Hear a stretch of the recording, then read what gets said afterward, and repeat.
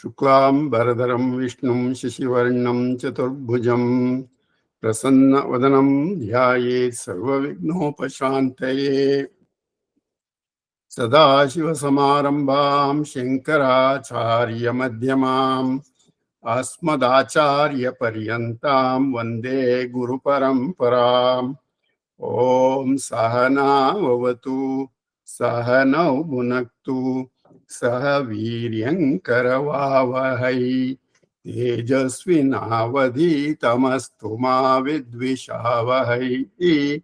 Om Shanti Shanti Shanti. Namaskara to everyone. We have been studying Karma Yoga. We have in the last class looked at a Karma Yoga at a high level. Purpose of Karma Yoga is to prepare the mind for meditation on Brahman. That's the first phase of the disciplinary practice. Now we are here in this state. I am the doer. I have to overcome that. If I am doing the all activities with the sentiment of I am the doer, then I have to enjoy the benefits of the or the fruits of those karmas also, and that continues progresses as in the transmigration. So that we have to overcome. So this is where we are. I am the doer, and I have to get to a point where I am not the doer.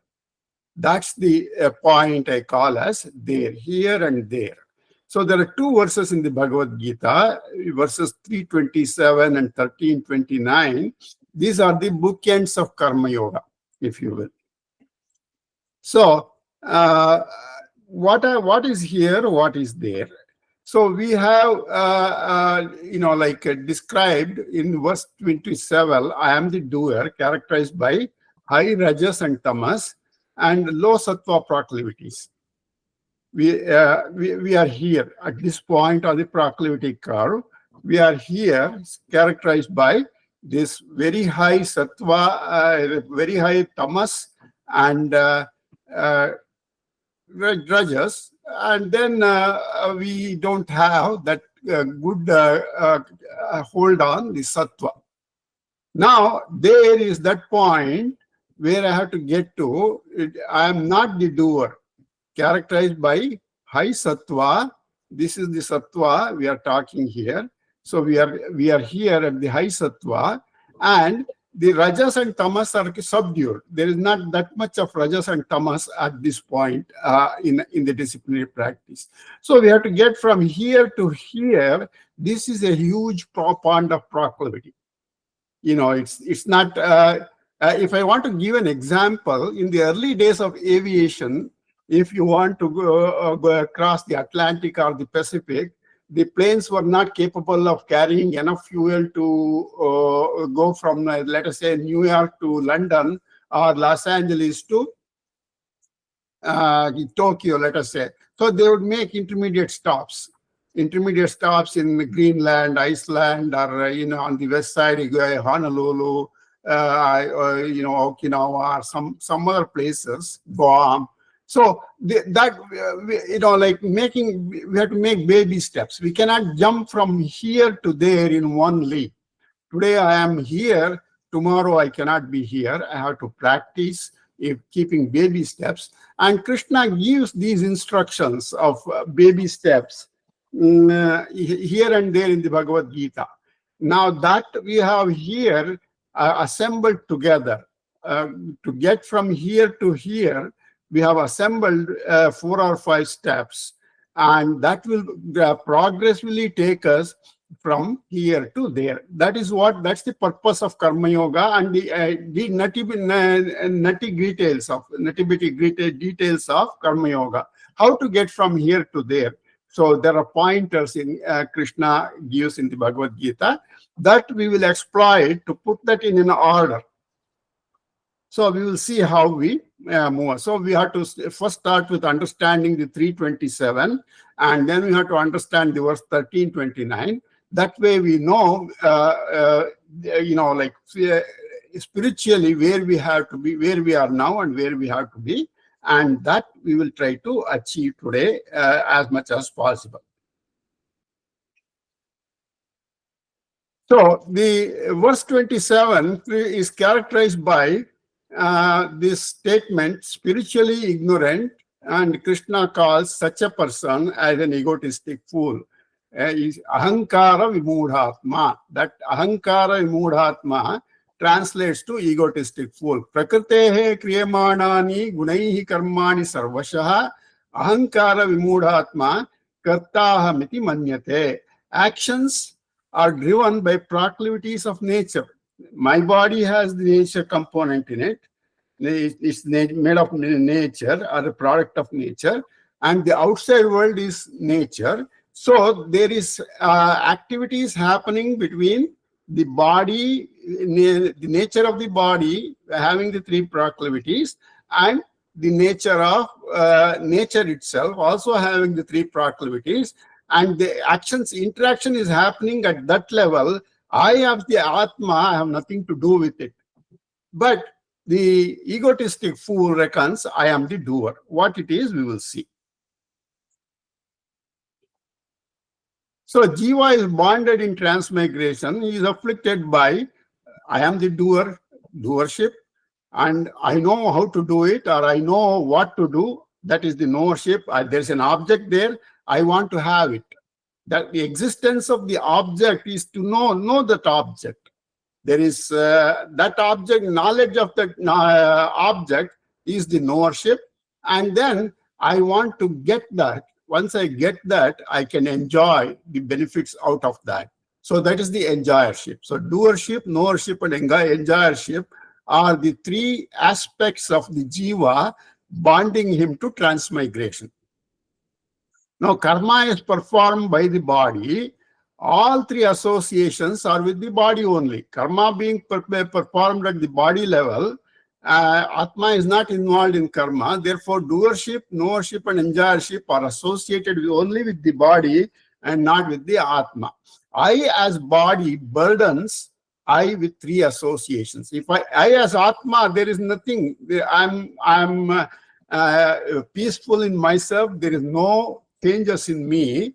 Whereas I as body burdens with these three associations, and all the three associations are associated with a change. Doership is involved in a change. Knowership involves a change. Enjoyership involves a change. So I as body burdens I with these three associations, but I as Atma has no association with the three. Because I am peaceful, I'm pure sattva, I have nothing to do with the actions happening in the nature. See, burdens of I as body is ego. That's the ahankara. So ahankara is, I think I am doing. That is the ahankara. That is the ego. So this association burdens I as body with this ahankara. So this is the spiritually ignorant. He is unable to separate. What is spiritually ignorant? He is unable to separate the body and the Atma. The body and the Atma are two entities separate, but the influence of the Atma in the body, the sattva component of the body, makes me know something, because sattva is of the characteristic of knowledge. And then I know something, I do something with it, I enjoy it. Sattva is also happiness. So enjoyership is, look at it as happiness. Happiness is one aspect of it. But so this sattva, little sattva that we have in our mind, that interacts with the consciousness and creates this awareness. And when that awareness is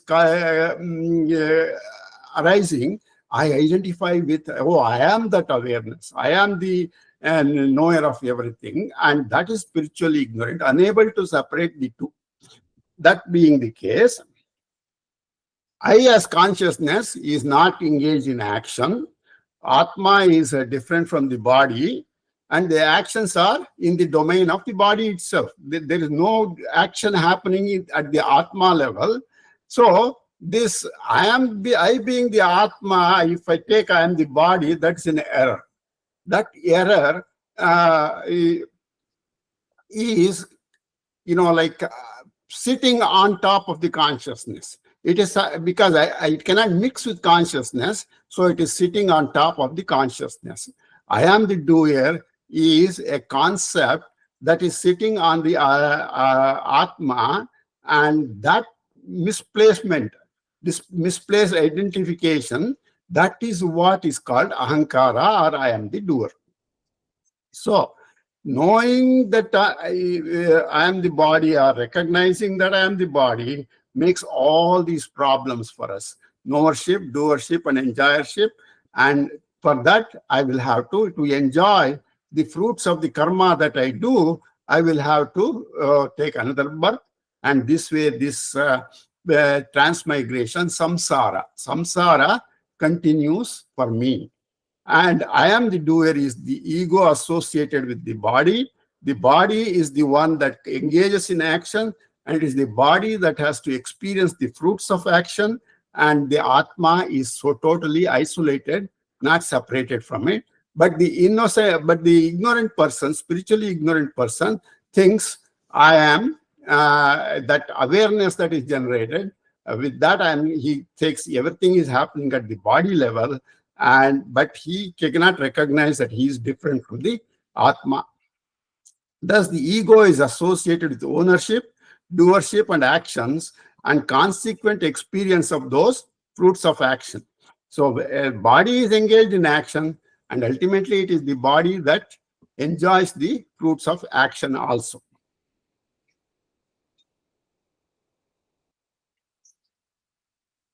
So, all this is coming because of his lack of knowledge of differences, or the two different entities, Atma and body, inert body and consciousness.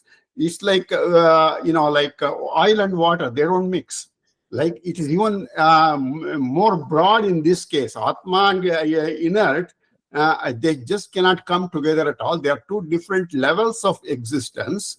And therefore, those two does not come together, but I am unable to separate them. They are different. I treat them as one. That's the mark of the spiritual ignorance. So that's the failure to differentiate between real he, the consciousness, and erroneous he is the body. That is the failure that he is experiencing. And this confusion is almost 99.5% of the people at any given time is associated with this affliction, that confusion between knowing I'm the body or I'm the Atma. That is the confusion that everyone brings to his birth. Such a person, Krishna calls, unable to differentiate between the real he and the consciousness, the real he or the consciousness, and the erroneous concept of I am the body or he is the body. That they are unable to make that distinction. That is the mark of an egotistic fool, according to Krishna. So, this fool is reference to his ignorance of not knowing himself. It could be the most knowledgeable person like Einstein. Even such a person, if he is unable to separate between body and the consciousness, body and Atma, he is also Krishna, including even such a person in this category of spiritually ignorant. So error arising out of ignorance is the identification with the body. So ignorance is the root cause, and the error because of that is I make this error of I am the body. So that is the state of spiritual ignorance.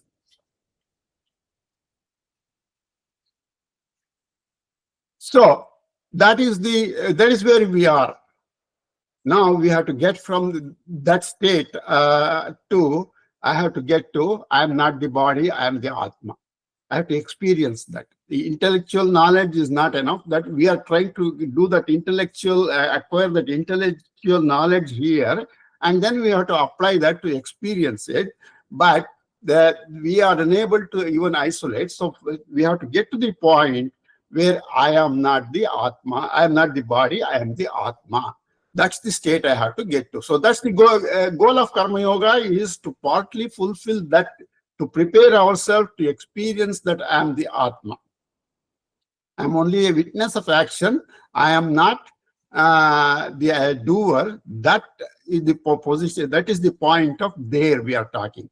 We are here now. We have to get to that point of where I'm only a witness.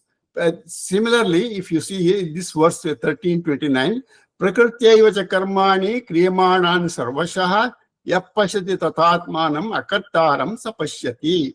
So actions happen in all respects only in the domain of nature.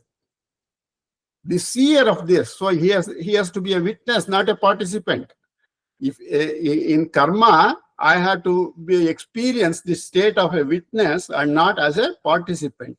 The seer of this and the self as free of action, he alone sees. Yappashyati tatatmanam akartaram sapashyati. If you see the first line of 13:27, it's the same. Prakrityaiva cha karmani kriyamani sarvashaha. In there, ahankara vimudatma kartaha miti manyate is the second line. Here the second line is yappashyati tatatmanam akartaram sapashyati. So one who looks at karma as he is a participant of the karma, that is a spiritually ignorant person. One who participates, one who does not participate, but he is only a witness to the action. It's happening. Think of it almost as I and the nature are two different entities. It is there. It's happening there. I am noticing it. Like I'm witness to a magic show. I'm not doing the magic show, but I'm witnessing a magic show. Like this, at the Atma level, the karma is a magic show. The magic is happening between the body and the outside inert world, inert nature. And I, as consciousness, I am only a witness. I am not a participant. When we get to that point, I am a witness. I am the spiritually knowledgeable person at that time. So actions in all respects happen only by and in the domain of nature. The seer of this and the self as free of action, he alone sees. So this verse, we can consider this verse as an instructional statement. Krishna says, hey, you are here now as ahankara vimudatma. You have to get there as a witness. Yapashyati. So one who witnesses, I have to get there. This is an instructional statement. I have to experience that statement. We will get to that point. I will recall this particular concept of participant and witness when we get there. And this is an instructional statement, and I have to experience it. When I experience it, I will know what I experience. That state is called the experiential statement. This is an instructional statement. That is an experiential statement. Like Tattvamasi in Chandogya Upanishad, you are that. That is the instructional statement. Aham Brahmasmi, Brihadaranyaka Upanishad says, Aham Brahmasmi. Aham Brahmasmi is an experiential statement. There's a difference. Both are the same. In terms of the state, they are not different. But the Tattvamasi is a statement made to the ignorant that you are that. You don't know it. And when that person goes through the disciplinary practice and arrives at that point, he says, Aham Brahmasmi, I have experienced that. So there's from a discipline point, there's a beginning and an end. And that beginning is the instructional statement, and the end is the experiential statement. Likewise, here we are in this beginning, we are here, and we are shown there what it is, and that is an instructional statement. This 13:29 qualifies as an instructional statement. We have to get there.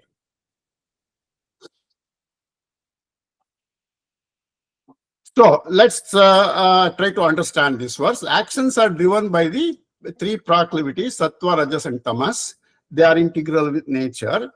So there is on the outside world, there is the proclivities of the external world. There is various kinds of trees, various kinds of animals, various kinds of manufactured products, all those things come under the external world.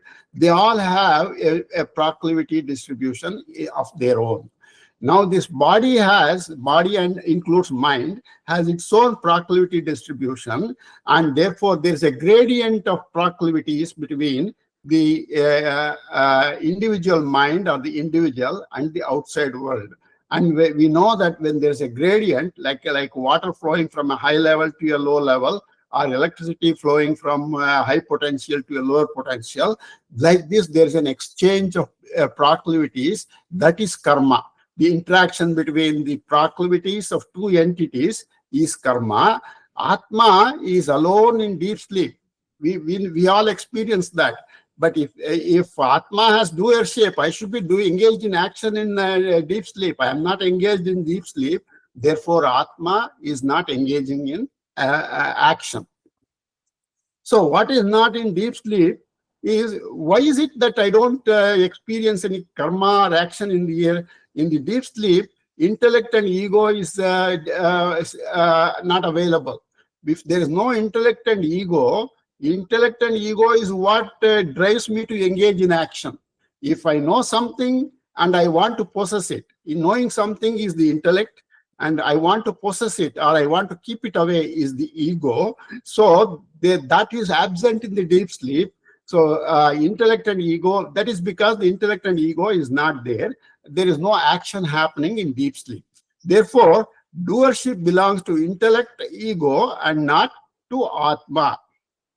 Intellect and ego is a characteristic of the body. So the Atma stands only as a witness. Let's go to the next one.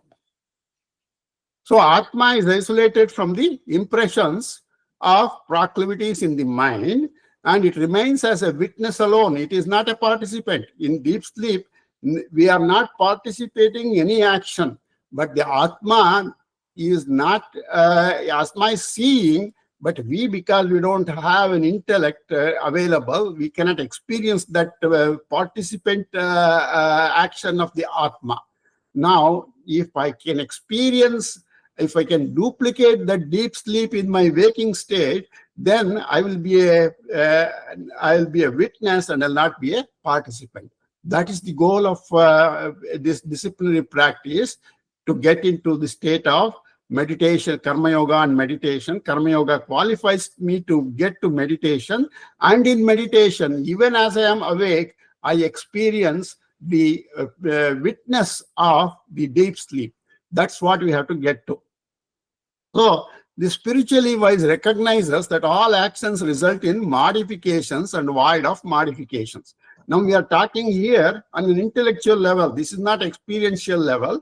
This is an intellectual level. Once that person intellectually is able to reconcile that he is not the doer, he recognizes that all actions result in modifications, and the person recognizes he is void of modifications, and therefore he is characterized as spiritually wise, and that means he is living in Atma. So the Prakriti modifies to individual mind, intellect, ego, and organs manifesting in the bodies. This statement, if we go back to the days when we discussed the creation, we got the Mahadbhutaha, like I have this intellect, that from that you get manas, and from the manas you get these five at the aggregate level I'm talking. I get the different elements, and the elements combine to grossify, and then the grossified object is what we see outside world and the body. The mind is not a grossified element, it is individual subtle elements. So karma is happening between the elements of the body and the elements of the nature, each element having its own proclivity distribution, and so there is an exchange of proclivity, and that is karma. So karma is a manifestation of modifications of the the aggregate to individual, and then ultimately to in body and mind, etc. So actions are supported by the Prakriti alone and not Atma. Atma is never a participant. Atma is only a witness.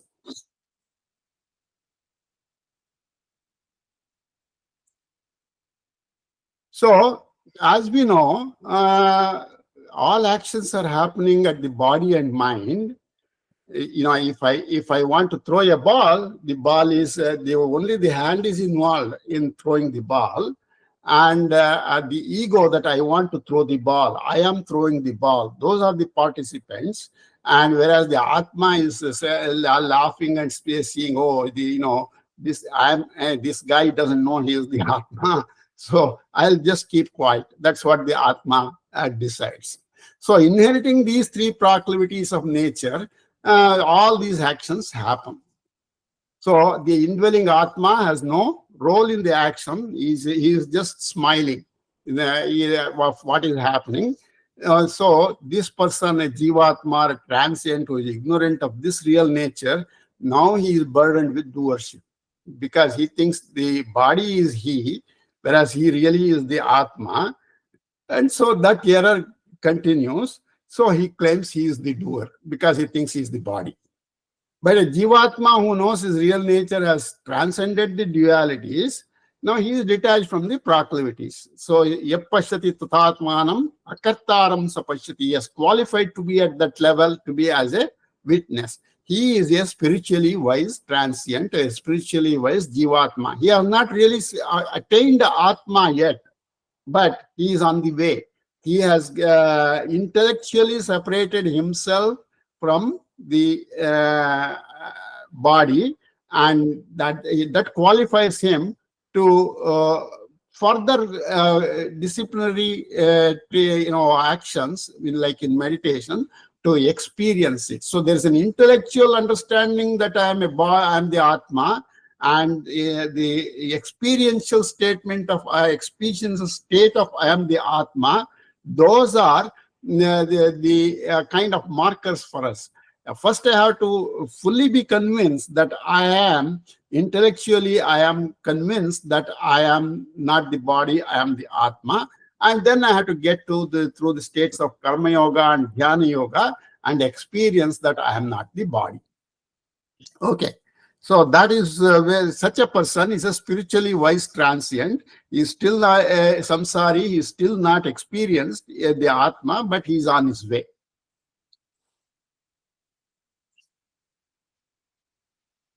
So what should I do then as a transient? I should transform myself from being a doer of action to a participant, to a witness of action. Being a doer of action is a participant in action. Being a witness in action is to only see the action happening, not participating in it. So those are the two bookends. Verse 327, Ahankara Vimudhatma, that is a participant. And 1329, Yappashyati tatatmanam akartaram sapashyati. Akartaram is the one, he is not the participant, he is only a witness. That's the 329. So those are the two bookends of Karma Yoga. I'm here, I have to get there. When I do that, I have qualified in Karma Yoga. That at that point, the three markers of Karma Yoga that we discussed in the last class, yogastha kuru karmane sangam tyaktva dhananjaya, that I have given up the association. And then it becomes that karma is karmasu kaushalam. That's a dexterity in action. You have achieved that dexterity to understand that there is no birth after the realization. So if you get the karma that gets you to that intellectual understanding, that is dexterity in action. And it's a samadhi. We said the mind is able to focus on the meditation, and that samadhi is the another marker that I am able to focus on one entity. I am not distracted by the sense objects around me. I am only able to focus on the Atma. That is the state of samadhi. So Those are the three markers that we discussed, and those three markers are achieved by this statement when we get to this statement of 1329. Yapashyati akartaram sapashyati. So this is a huge pond of proclivity to cross, from predominant tamas to predominant sattva. That's what we have to transform to. Now, here and there, Lord Krishna has given some pointers. It's not there as 4 continuous verses. It's here and there. We have to sort out. The other day I was listening to some talks. Mahabharata is, huge ocean. There is varieties of objects at the bottom of the seabed, and then there are jumps also. And the jumps, Shankaracharya has given commentary on those jumps, like Vishnu Sahasranama, Bhagavad Gita, and another one is Sanasujatiya. So like this, in the Bhagavad Gita is 700 verses there. In that one, Krishna has given 4 jumps, and with respect to Karma Yoga, and we will study those 4 verses to get from here to there. That's the goal here. So the first step of Karma Yoga is, I am a servant of the Lord. First I am a doer, to I have to transcend, I have to transfer to, I am a doer as a servant of the Lord. That is the first instruction Krishna is giving to get from here to there. First I have to accept being a servant of the Lord. Mai sarvani karmani sanyasyadhyatma chetasa nirashi nirmamo bhutva yudhyasva vigatajvaraha.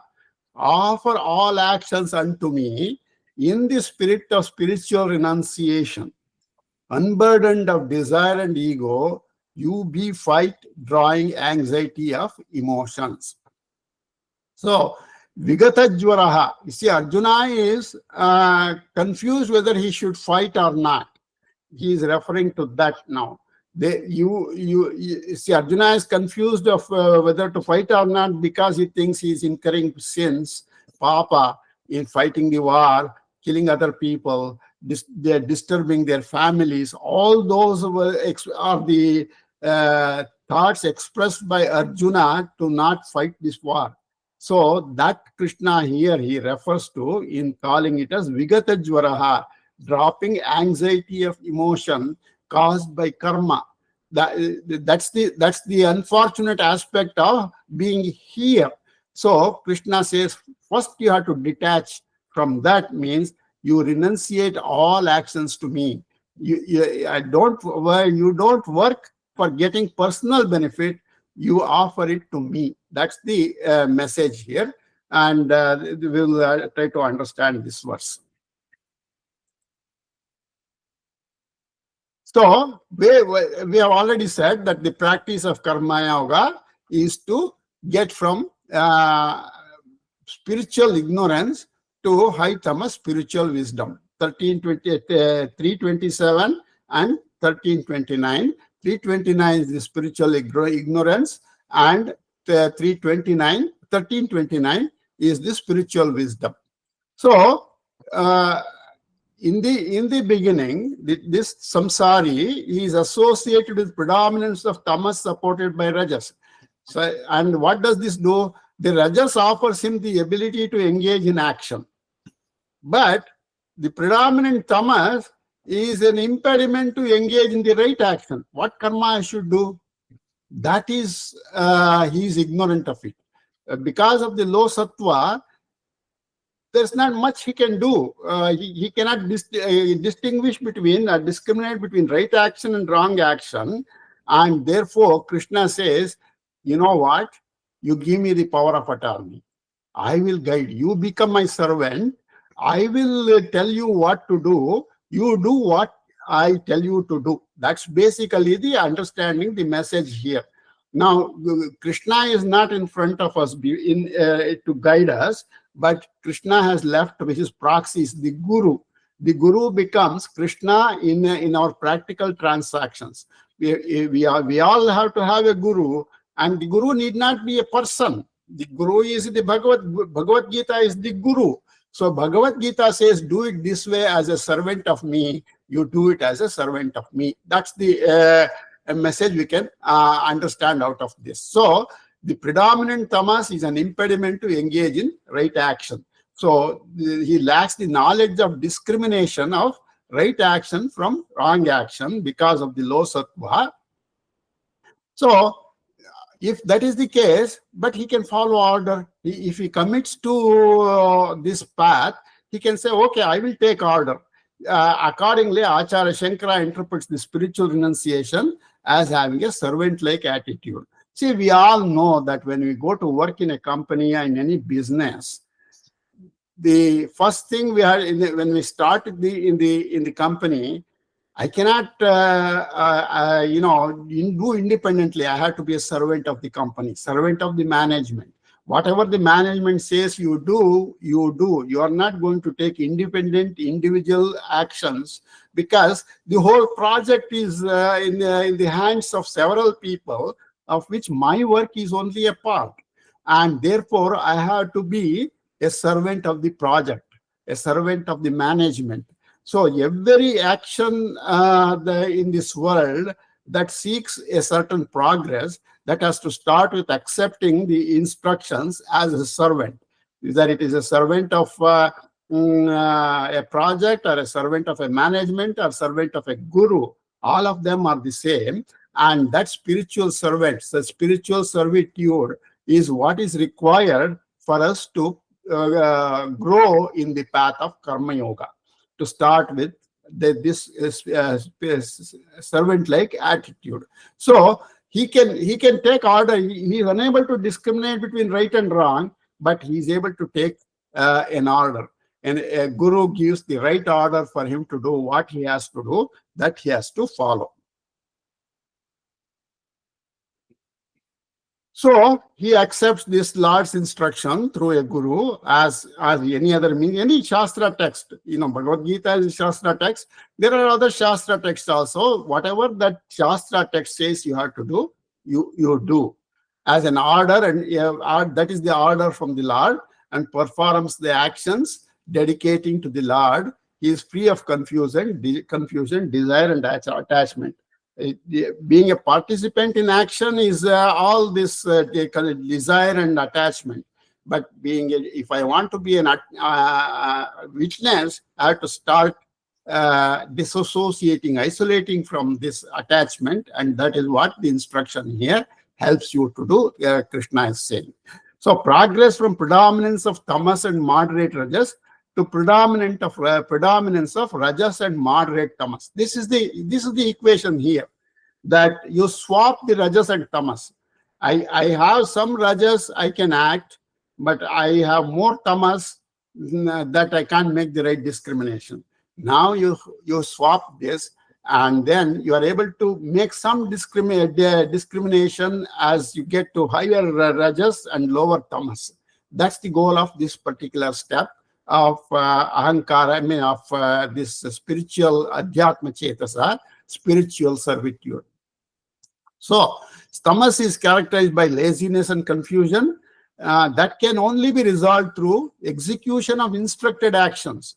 Only if you do the instructed actions as a new employee in a company, you are able to make progress in your career and get to some management positions. Like that also here, take the instructions of the guru and run with it in the spirit of a servant of the Lord, and then you will make improvement, Krishna is saying. So in this process, though it is a predominance of tamas and rajas is a change to predominance of rajas and less tamas, there is some improvement in sattva, because he has taken to heart the instruction. He does this instruction and he feels happy that he did this work.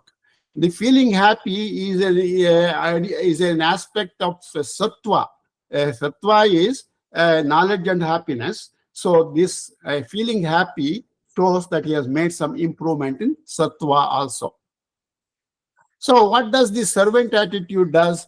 it removes ownership. It does not remove doership. Yeah, doership is intact. I'm doing this as a servant means the ownership. This is my job is not there anymore. When you work in a company, this is not my job. This is the company's job. This is the management's job. I'm only participating to help them achieve that. So it becomes the job of the. It's not an ownership, but it's a doership. So you have taken off by being a servant. You have taken off the ownership. You're still doing as a doer. So he begins to enjoy some peace of mind. As a part of this, he doing his job. He goes there to work 8 to 5 every day. He applies himself to do the work of the management. And when he is evening, he feels accomplished, that he has accomplished something. That is the joy. That gives some peace of mind for him that, oh, I have not done my job. Tomorrow I'll be very busy. All those things are not there. So he has the peace of mind. Like this here also, the seeker begins to see some conviction in the teachings of the Guru, that it is helping him. It is helping him to be calm. It is helping him to experience the joy of enjoying the karma that he is doing. So then what happens is, when this change happens in him, love for the Lord begins to take hold. Okay, this what is in the Bhagavad Gita is helping me. I love this instruction here. So this servant like attitude transforms to devotion. He becomes a devotee. He is no more he is a servant devotee, if you want to. So he graduates to be a devotee. So this is where we started. This point is the 327, Ahankara Vimudhatma. This step of what we are doing now, it takes us to this point. This servant-like attitude, the Ahankara Vimudhatma is here. The servant-like attitude is here. We have to get to this point. We will see that later on. So we have made some improvement here. In this, from this point to this point, you have increased rajas from here to here, and you have reduced tamas, because you were at this point of tamas before. Now you have come to this point of tamas. So the very minute increase in sattva, which is not even noticeable. But he is happy. He is happy, and he is devoted to the instructions given to him by the Lord or the Guru or whoever it is. So he has made the first step improvement in becoming, in graduating towards the Karma Yoga. So we will go to the next step now. So now, as he is doing karma as a servant of the Lord, he begins to enjoy the job, enjoy the karma he is doing. He obviously is tending towards to be a devotee of the Lord. I love this instruction that God gave me, or anyone for that matter, even parents. If parents give instructions and the child does all those things correctly, he begins to love his parents. So Krishna says, in this frame of mind he is in, Yat karoshi yadashnasi yadjuhoshi dadasiyate yat tapasyasi kaunteya tat kurushva madarpanam. This is the verse 927, 9th chapter. Krishna says, actions you do, the food you eat, the sacrifices you undertake, the charity you give, and your practice of austerity, that's the tapas, kaunteya, do it as an offering to me.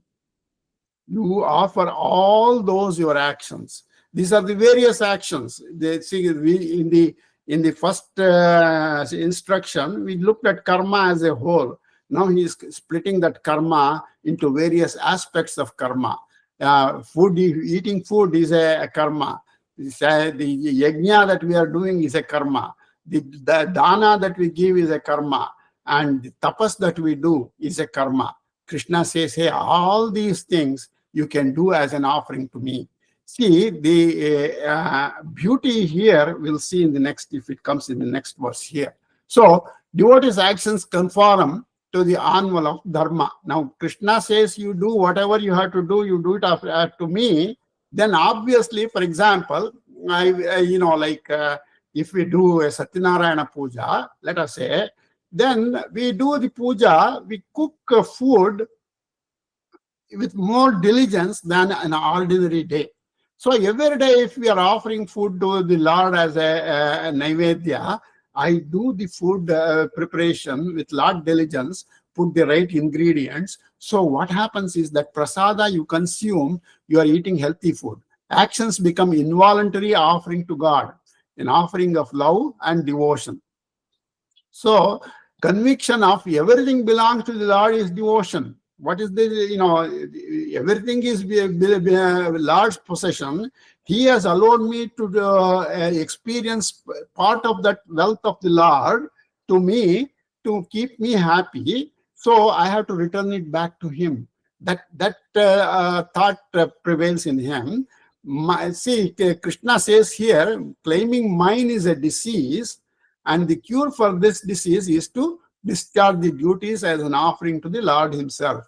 So if let us say I offer the food I eat every day to Lord first, then I prepare the food with lot more sincerity, with lot more, the right steps of cooking, the right ingredients of cooking, all those become part of that. And therefore, I eat that food, I'm eating healthy food. That's the benefit you will see in offering the food that you eat to the Lord as a naivedya. So all these years, okay, what happens is secular and religious, whether you are working in an office or whether you are doing a homa, they are all of them as an offering to God. Then it blurs the distinction between a secular karma and religious karma. Even secular karma becomes a worship of God. Work is worship is what is generally said. So the work, that is how the work becomes worship, that you offer it to the Lord. So all activities, secular and religious, they become Lord's worship. And then in that context, it dilutes the sentiment of doership and its consequences, because it's a worship of the Lord. Worship of the Lord is not is different from action as to experience the fruits of it. So there's a difference, that dilution of the sentiment that this is Lord's work, I am worshipping him. So there blurs the distinction between secular and religious duties. Now it regulates its personal life, eating habits. I don't want to eat something that I cannot offer to God. And whatever I offer to God, I have to do it with diligence. I have to prepare the right food to offer to God. So you do this, Sapad Bhaksha and Satyanarayana Puja. Now, when you do the Sapad Bhaksha, you take special care. Though you may, you have, say, several relatives, let us say, you have several friends and relatives assembled for that event. You cannot cook for all of them. You may cater the food. But even if you cater the food, you prepare the prasada yourself, because you want to offer the best to the Lord, and therefore that regulates your eating habits. Now, let us say offering all actions to Lord, then we do everything as a moral. We are entrenched in morality. We don't want to offer something as an immoral action. I cannot say, I'm stealing today, Lord, I am stealing to you for you. No, it's that there is a ethical responsibility there. I should know what I should be offering, because he has already transformed or progressed from being a servant to a devotee. That means he has knowledge of what is right and wrong. So I offer always something that is moral, that is ethical. So secular actions, in the company I work, I do the right amount of work, the exact amount of work that I need to do, and apply myself. Those are all the developments that happen in your personal life as a result of offering to the Lord. So in offering charities as an offering to the Lord, then everyone you are offering charity, he becomes God. He becomes a proxy for God. Any dana that we do, now we see that person as God himself, or God has come in that form, That's the sentiment that has to grow, that will grow when you continuously offer all actions to the Lord as a devotee of the Lord. So, yeah, he has graduated from an involuntarily accepting God, because as a servant, he didn't know the existence of God in what form or what. Now he has become to, that action has transformed from involuntary acceptance to voluntary worship of God. Oh, yeah, like nobody told me that I have to do Satyanarayana Puja, but I did myself make an volition to do Satyanarayana Puja. Therefore, I have come to accept God as worthy of worship, and I voluntarily worship, make the decision to worship the Lord. His understanding of and conviction in God has grown. Now, as a result of all this, that God exists and He is helpful to me.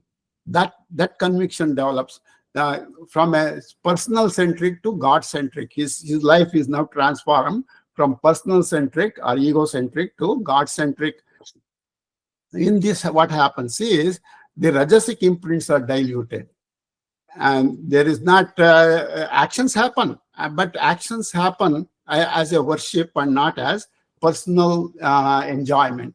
Actions are not desire driven, and the sattvic imprints are strengthened. Because of this, he has purified his mind to that extent of sattvic imprints grow in him. So in transferring from a servant to a devotee, doership is still intact, but I am doing as a devotee of the Lord, not as a servant of the Lord, because there is in being a devotee, there is a voluntary acceptance.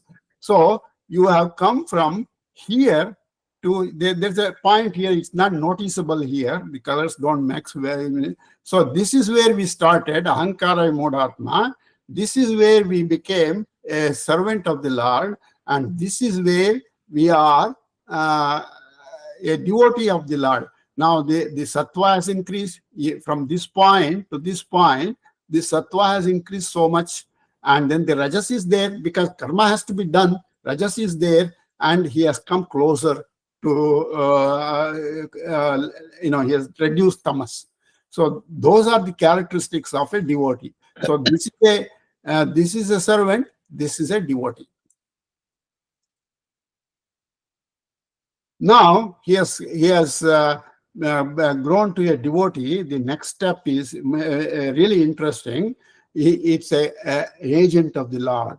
Now Krishna, any karma that I do is already prescribed to me. I'm only doing it as an agent of doing that prescription. Tasmat tvamotishta yasholabhasva jitva shantrut bhungshva rajyam samruddham mayayvaite nihitaha purvameva Nimittamatram Bhavasavya Sachin. See, what is Arjuna asked to see the Vishwarupa of the Lord. Krishna shows the Vishwarupa of the Lord, and in that Vishwarupa, Arjuna sees Bhishma, Drona, Jayadratha, Karna, everyone, Duryodhana, everyone entering the mouth of Krishna or in the Vishwarupa. That is an indication symbolizing the death of those people. So Krishna says here, hey, their death is already determined. Whether you kill or not, somebody will kill that, his death will happen. Now, whether you take action or not is immaterial. Now, I have decided that they have to die now, and you may as well do it as an agent and experience the benefits of it in the physical world. So now in this verse tells us to moving closer to God. An agent, insurance agent, is different from a customer. He is closer to the insurance agent, is closer to the insurance company than to the customer. So this devotee has come closer to the Lord, and he is separated from nature. That is the benefit of doing as an agent. So you have graduated from being a devotee to an agent. Agent is closer to God than a devotee is. So that is what Krishna is saying. Therefore, Savyasachi, get up and amass renown. defeat the enemies and enjoy this vast domain. These warriors are already slain by me alone. The agent of their physical death, you be known. You know, be known as the killer of these only as an agent.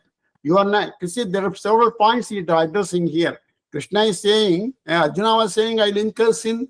No, you don't incur sin because I have already decided it and you're only executing it. I am asking, I as Lord, the knower of everything, I have determined their death because their death is determined by the prarabdha karma that they have to experience.